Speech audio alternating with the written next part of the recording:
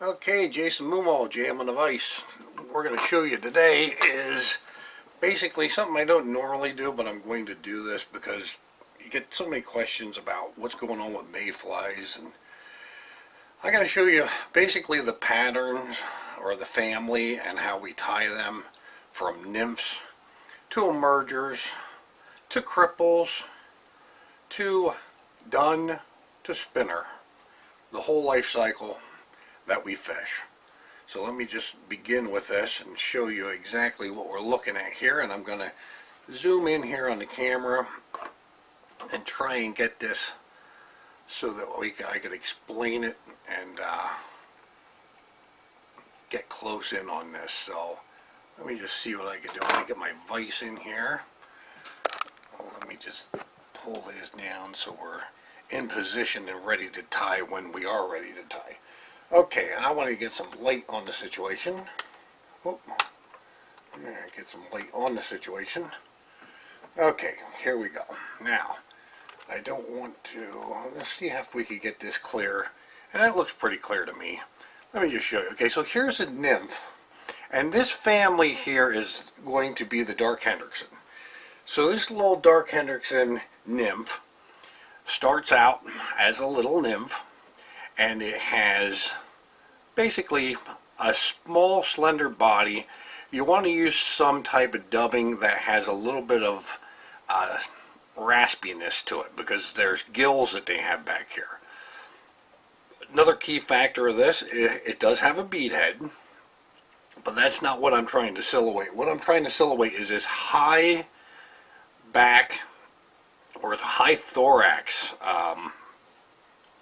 Yeah, these flies, when you find them underneath the rocks, they're the ones with the big humps on the back. And I don't know how else to explain that, but if you see the big hump on the back, that's pretty much what those nymphs look like. And that would be a Hendrickson nymph in that family. Whether it's a light Hendrickson or a dark Hendrickson, you know, that's completely up to you how you tie that. Again, the nymph back end, we have the raspy gray, and I have a copper rib. We go to the emerger, okay, of the same family, and basically we're doing the same thing. Wood duck tail, the gray raspy body with a copper rib, and this one I take the abdomen further up. Okay, basically no thorax on this fly. Okay, and then we're going to just splay out our wood duck fibers out around, and we actually use this nymph does actually swim, even though it is under rocks and it's clingers. It does actually have a nice swimming motion to it.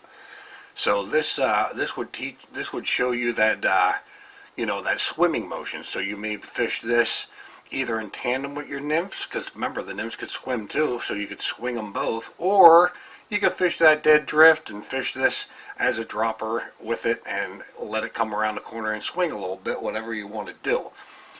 Then we get to the top water type of situation here. So this is what I call either a cripple or an emerger. So when this insect swims to the top and gets to the surface,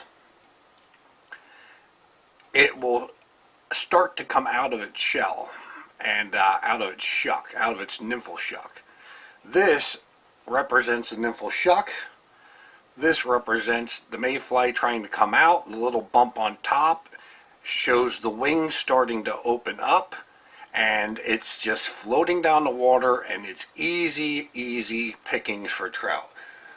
This could be one of the most devastating patterns during the hatch, if you have a good heavy hatch. If you don't, which a lot of times you don't, you're better off maybe fishing the dry fly.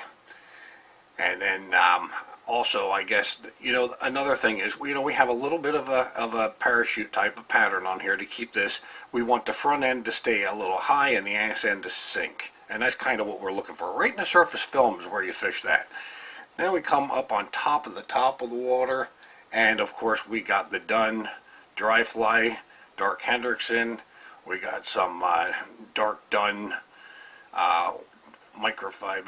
They're not. You could use fivettes, but these are actually hackle. I'm kind of a little old school when it comes to that. So regular hackle fibers.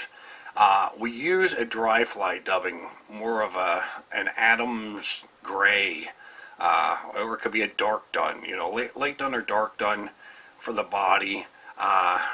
Dun, dark dun or dark dun. I like a dark and light mix. You're matching the flies in your area. Woodcock for wings, and that's pretty much the dry. And then we come over to the spinner. Okay, and the spinner, I like to fish a lot of these in the gray color because these actually, when they fall, there are a lot of spinners right away that fall, and you get a really good spinner fall, and I could kind of hold that a little bit better for you. So the spinner fall in the gray is one pattern that I fish this Hendrickson pattern in. Otherwise, I fish a rusty spinner, and a rusty spinner will mimic anything. If this sits on the water for any amount of time, eventually, because it's dead, this is spent now, eventually it will turn to a rust color and it will look like that. So depending on how long it was in the water, it's the same pattern. It's either the more dun colored, if it had just died, or if it was on the water for a little bit and it's died for a while, then you would use a rusty spinner. And that all depends on what you see in the area. But this is the basic hatch. I'm going to show you how to tie them real quick. I'm going to try and zip through this relatively quickly and try and make it as painless as possible. We're going to start with the nymph and work our way through the collection. So the nymph, we have a size 14. I think this is a Tamco 101, but whatever, 94, 840, anything, a little 1/8 inch bead. This stuff here, I don't even know how people got around without this stuff. When I first started tying, the best we had was like 6/0 and 8/0, and it always tear. This is 12/0. This stuff's absolutely ridiculously thin, and it's Vivas 12/0, and it's as strong as any 6/0 that I've used. It's unbelievable where they came with threads in the last year. Anyway, we're going to come in with a wood duck tail. Okay, come in. We're going to grab a few wood duck fibers, just a little snip, and I'm just going to take them. I'm just going to roll them in my finger because I want them to kind of splay out all over the place. The same length of the shaft. Okay, so we're going to come in, measure that, and we're going to lay that in. And we want our tail to be the same length as the shaft. I like a lot of tail. I like a lot of tail on all this stuff. You don't get a lot of movement out of any of these nymphs. The most that you get is their tail and your legs, so I like to enhance them a little bit and make them so that we have something. Coming in with a copper wire. This is a bronze or a brassy copper wire. You can use small or brassy. Again, we have a size 14 hook here, so the brassy is actually a good match for this because we're just coming through. And then some type of raspy, medium dark dun. I don't know. I just like the gray color, you know, whatever it is. But I want this to be raspy on my nymphs. And the reason I said because they do have gills, and we want those gills to kind of shine through a little bit. So I'm just going to wrap this on, and we're going to build up so we have a little bit more bulk as we get up to the front, just like that. Okay, we're not going to worry about all that extra shag. We could trim that off afterwards. Of course, it bothers me, so I got to snip it off. We're going to come through with our rib. Just a couple wraps, that's it, a couple wraps. I think I have 3 wraps in that, and we'll tie that off. And then we could come back through and we could clip out some of the extra fibers that are just sticking all over the place. Now that's a nice raspy body on that nymph. Next I'm going to take a little bit of turkey. This is actually turkey that I had lacquered, and we're going to take a little strip of that, and we're going to use that for a wing case. So we take a nice little strip like this, and we will tie that in, come in, and we're going to tie that in for a wing case right behind the bead, just like that. Tie that in like that. And then we could come in and we could grab another dubbing, which is just a hair darker than the dubbing that we have on the back side. And I could bulk it up a little bit more for the thorax. Bulk that up just a little bit for the thorax portion. So I could put a little bit on there and we're just going to wrap that in for a thorax. And this nymph does have a good section of, try and stay away from the beads so that we could pull that down in there then. But yeah, this has a very high hump on the back, if you remember the one I had showed you. And we're going to achieve that later a little bit with Bondix. Next thing we're going to do is put a couple legs in this guy. Just take a nice little Indian hen back. We're going to take that, we're going to stroke a couple feathers back like this.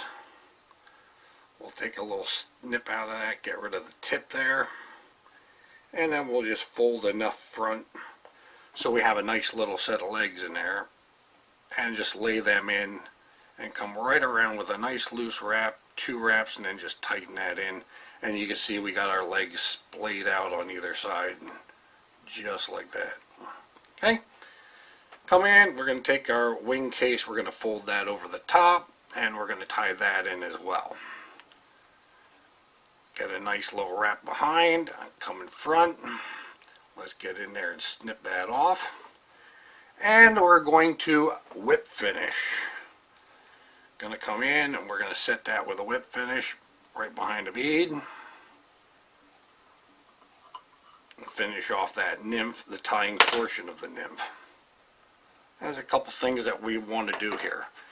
Actually, all I want to do is I want to take a black marker and I want the back of this wing case, I don't care what you use, turkey or whatever you use, we want to get that black. I want that black, just like that. So you can see we darkened that and blackened it. Now we're going to come in with the Bondic, and we're going to put ourselves a nice humpback right on that, right up to the head. You see what that looks like. Beautiful, beautiful humpback. And we're going to cure that right here in the vise. Okay, and we end up with a beautiful, beautiful nymph that has a nice humpback. We're going to cure that Bondic. And that is a gorgeous little pattern. Wonderful looking. Got a couple loose fibers here from our dubbing, which we could cut out and get rid of. But basically that's the little nymph with the humpback, and that is the Hendrickson nymph. Set that to the side, and we're going to go to the Hendrickson emerger. So I had tied this exact same body. I'm not going to spend the time to tie all that. You could look at the video. It's the same way I tied the nymph. Again, the same tail, the length. The only thing that we did is instead of ending the abdomen back here and putting the thing on, no bead head, we're going to take the abdomen from here the whole way up front, leave a little bit of room, about 2 eyes, for our hackling. Now what we want to do for the hackle for this wet fly, and this is basically a wet fly. Years ago when we tied these things, a lot of times we just take the woodcock and we would bunch it up. Okay, so we would take a good little chunk of woodcock like this, and we would bunch it up, and we would just lay it right on top, and that would be your wing, and that would be it. That'd be the end of the fly. But we got a couple new methods now that I like to use all the time, basically with my wet flies, and that is I'm going to take a nice strip of the woodcock, and I'm going to lay that right on top and I'm going to make it so the tips just about come back to the back of the abdomen. I'm going to just fold that around.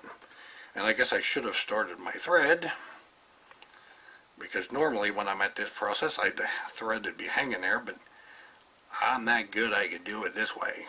I've done it before. Anyway, we're going to wrap that around, and you can see that that entrains the entire fly.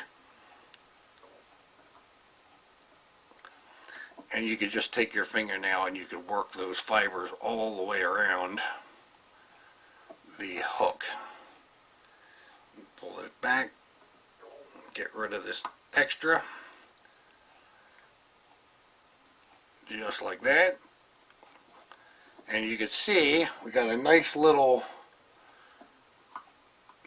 fly, a nice little pattern. We got our wings kind of all over the place. If you don't have enough of woodcock or wood duck, take another little strip, lay it right in there, and again, this is the way I would have done it originally. 2 loose wraps, and then you can roll that right around and right into position. Trim off your excess, and this is a good way to get all the woodcock around the top. I mean the wood duck all around the top, and you see there's hardly anything on the bottom, so that you can see right in there. And that is the emerger Hendrickson. And these guys do swim up and emerge, so this is a very good pattern.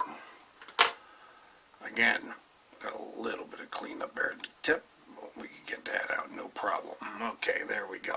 So that little guy there, you can see, nice little emerging fly, and that would be your emerging pattern.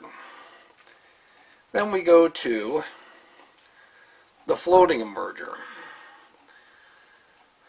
Go to a size 12 hook, and for some reason, you know, I fish in bigger creeks. I use a lot of size 12 for the Hendrickson on all these. I just tied some 14, now I'm jumping up to 12, not for any particular reason, just because. We're going to tie onto the shank. I want to tie back onto the bend a little bit. Okay, I want to tie down the bend a little bit. Then we're going to use a little bit of Antron. And this is Antron, it's kind of the stuff you use for shucks. So I'm going to measure that the length of the body. We're going to put that on. And again, remember I said I was down around the bend a little bit? We're going to go down around the bend just a little bit so that thing's hanging down, dangling down. We want that to be down in the water, just like that. And we could go right back to what is our normal weighted body. So I'm going to actually put, even though this is a surface fly, I'm actually going to put some ribbing on this, some copper ribbing, because I want that ass end to sink. I really do want that to sink. We're going to come in, and I'm also going to stick with the raspy dubbing. So if I could grab that wherever I dropped it. Okay, it's got to be here somewhere. I just had it in my hands. Unbelievable how you lose things right around your desk, and that's just the way it goes. But anyway, I will just go with the dubbing, with the regular dry fly dubbing. I don't think it really matters, but if I had a raspy, I'd use a raspy. We'll use a dry fly dubbing and just make a done body, because somehow or another things disappear around here even while I'm in the middle of tying. So I guess that happens at everybody's desk. We're going to come in, we're going to zip this baby together, and we're going to give ourselves basically a gray body. That's what we're looking for, just something like that, just to give a nice indication of a gray body. And we'll come through that with the rib.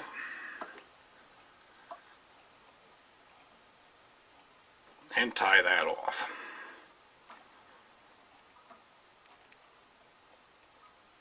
Just like that. Next, we're going to come in with a little bit of, first we're going to tie in a little piece of foam. So I'm going to take a little teeny snip of white foam, okay, and we're just going to tie this in. I'm going to tie this in onto that shank right there, so that that's facing back like that. Then I'm going to come in with a little bit of dubbing, and this is the darker dubbing like I had used before, just a little darker than the same stuff I used for the nymph. And I'm just going to put a little bit of a dub body there, not that important. And I am going to pull this up and hump this, form a nice little hump there, just like that, and we could get rid of that little snip of foam and tie the rest down.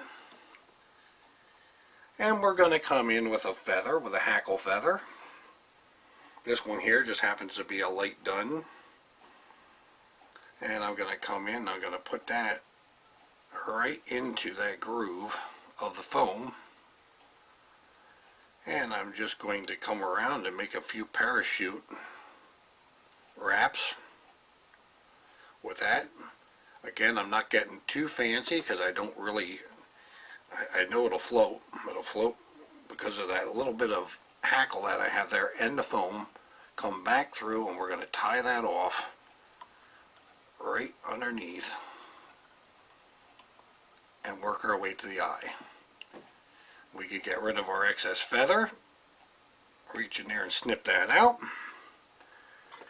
and then we could come in with our whip finish and basically just pull back the fibers and whip finish the head on that.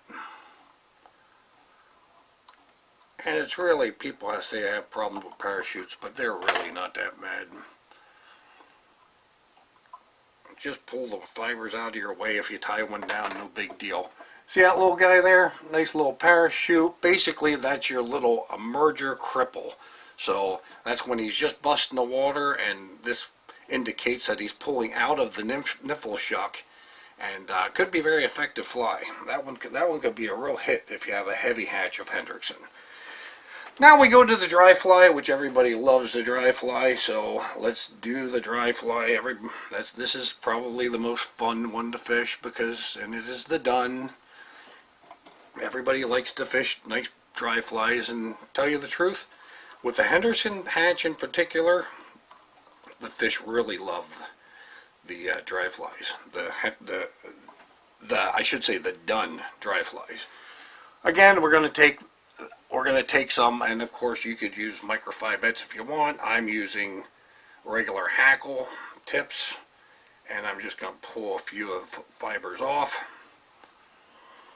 and I just pinch them together. I measure this. I kind of want this to be about the same length as the body, or maybe a hair longer. But the dun wing tails are not near as long as the spinner tails. So we're using that basically just to support the fly. And a good little group of them, a good little batch of them will let that rest in the water real nice. And again, you're going to come to your dry fly dubbing. Don't use a raspy stuff for this. It'll suck in too much water and it'll sink your flies. Use regular, fine, dry fly dubbing in the dun color. And here we go. This is exactly the same way you would tie the light Hendrickson. You would just tie it with cream colors rather than the darker colors. So you could do a lot of different things. Actually, Cahill's very similar as well. Most of your dry flies are like this. Remember, when you're dubbing dry flies, you use very little dubbing at a time, and you want it wrapped tightly. You don't want loose wraps, because for very important reasons. And the reasons are, you want the water to stay out of there. So the less voids that you give it, the better. In other words, if it's opened up, the water could soak in there and it'll sink your fly. The tighter the wraps are, the less water could absorb into the fly, and it'll stay floating for you better. Okay, now we're going to go back to wood duck, and we're going to get our wings. So that's basically just grabbing a nice little stack of wood duck and snipping it off, laying it on top, measuring the length of the shaft. Very important. This is where most people screw up. You want to get the length of the shaft, so we want to make sure that we are at the length of the shaft. That's the height of your wing. Come straight down, and let's put that baby right on there like that, tight up against that dubbing, and we will just get rid of the butt ends. And again, I don't think I have quite enough wood duck on there, so I'm going to take a little bit more. I'm going to snip that out, and I'm going to put a little bit more in there. And this one here, I could just marry up the tips just like that. And again, just tie that in and get rid of the butts just like that. We're just going to hike them up, hike them back, and we're going to put a little thread dam right in front of them. And it takes a little bit more time now because we have such fine threads nowadays, but you can see that's standing up pretty nicely. And what I like to do is just check this baby out. I'll come to the back of it, and I'll come to the front of it, and then I come straight up through, and I'm kind of dividing out the wings a little bit, and find a nice place there where I want to kind of divide them. I don't get too carried away, just so they're all splayed around the top like that. So basically, if you look at that, they're kind of they are divided, but not too worried about how much they're divided. That upright and divided isn't always, you know, just a pile of wood duck flank up there is really all I care about. Then we're going to come to our hackle. Typically, if I have a nice division between the two, I'm going to lay, this is actually, you pull the fibers back and cut them off to prepare it. If I have a nice division, and I have a pretty good one here, I'll lay it right in between the division. I'll come right to the back side and pull that down. Then I can pull the fibers up like this, and I can work my way to the front. You see how I catch that same feather right there? I don't know if you see that feather sticking through, that hackle feather, and that divides my wings. So I don't need to do all them steps. I'm going to drop a darker dun feather, okay? I'm going to drop a darker dun. I'm going to drop that right on the back side as well, and I'm going to do the same thing. I'm going to find it here in the front. You can see that sticking out the front, that little feather. I'm just going to come in and capture that. Just like that. Work my thread to the front. Now these guys are all ready to spin, and you can see we have a nice divided wing. We have our hackle all ready to go. Now I could just take these guys together, and I can wrap right around, take them both at the same time, or you could take them individually. That's 2 wraps behind, and I'm going to do 2 wraps in front, and then I'll pull this up and I will tie off. Okay, and that's wrapping both of the feathers at the same time. If you have problems with that, just wrap one at a time. Don't kill yourself. It's not worth it. Just something that throughout time you'll be able to do. It's not something that you have to do. I could easily wrap them individually and come up with the same process. Put a little bit of a head on that just to kind of finish things up. Oh, we got a couple fibers trapped there. Just drag everything back. Don't worry about the fly and what it looks like yet. You'll be able to fluff that thing out in no time at all. And we put a nice little whip finish on that. And there is your dark Hendrickson done. And that little guy's all ready to go and fish. You can pull your wings up nice and straight, and you can see what that little guy looks like. Beautiful little fly. Everything looks good on that. If you think you got a little too much height, just snip the tips off, no big deal. But that should be a beautiful fishing fly for the Hendrickson done. Now we go to the spinner, which is the last one. And the spinner, I do a multi. So basically the spinner, you can see, same thing, a type dry fly. I just kept the tails much longer. Little body all ready to go. I'm going to use some poly foam. I'm going to use like a very, very light gray poly. And I'm going to take this poly foam, and this poly foam just comes like this in a little regular poly foam. I'm going to take this and I'm going to divide it in half. And this is what I do a tri-wing. This will be a dual wing spinner. And what I like to do, let's start our thread this time. That way we don't have to go through all that like we did the last time. Okay, there, thread's on. We're going to figure 8 wrap the first piece onto the shank, just like this. And we'll just figure 8 wrap that on.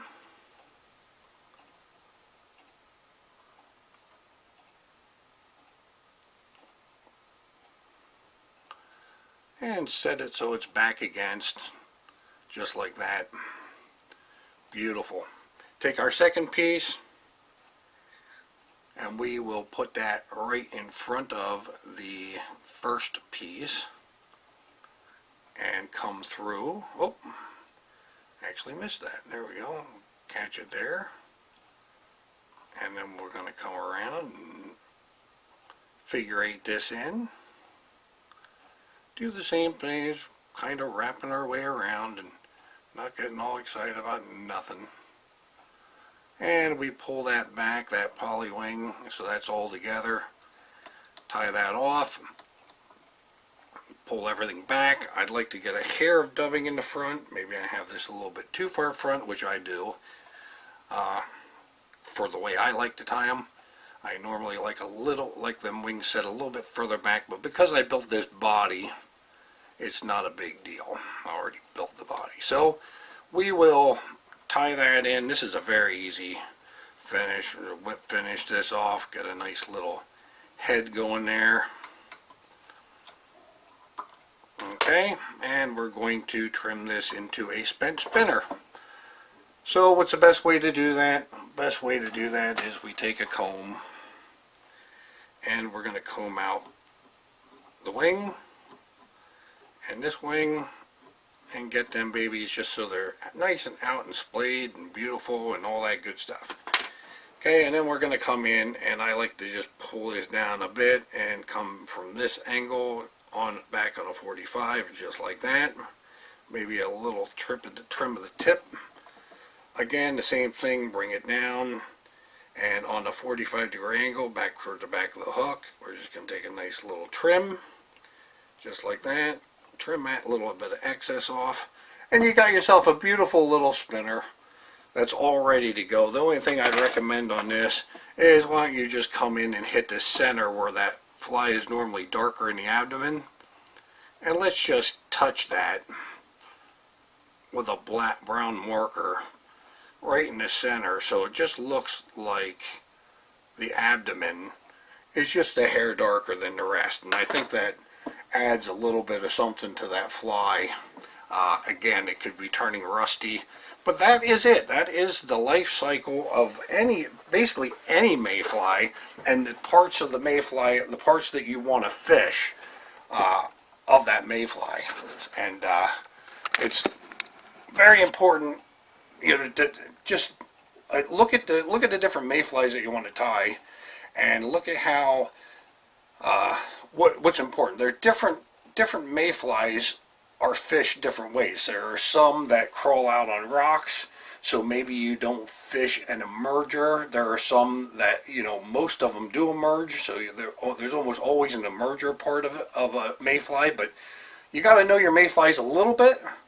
But basically, you tie these flies for any of the hatches, whether it's the Cahills, whether it's the March Browns, there's all the mayflies have these different stages. even the big ones, even your big guys, even your drakes. So that's a mayfly life cycle, and that's how you tie them. Jam on the fly, and I'm out of here.